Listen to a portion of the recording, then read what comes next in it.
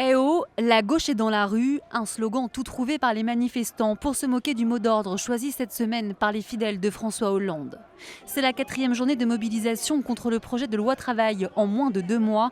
Et à Paris, les syndicats veulent démontrer qu'elle continue malgré les vacances scolaires. Il n'y a pas que les enfants qui sont en vacances, il faut ceux qui les accompagnent, c'est les parents, les salariés, mais la mobilisation elle est bien là. Vous pouvez faire le tour, si vous avez le temps, du nombre d'entreprises qui sont en grève aujourd'hui, c'est ce qu'on souhaitait et le mouvement reste bien ancré dans les entreprises. Mais tout le monde n'est pas aussi optimiste sur l'avenir du mouvement. On espère bien que ça va être une réussite et que ça puisse rebondir parce qu'on est un peu inquiet depuis 2-3 semaines. On sent bien que ça se calme, quoi. Donc voilà, il faut que ça rebondisse et puis le mouvement il faut qu'il déborde, quoi. Donc on va voir, quoi. Côté jeunes, plus d'une quinzaine de lycées ont été bloqués totalement ou partiellement dans le pays.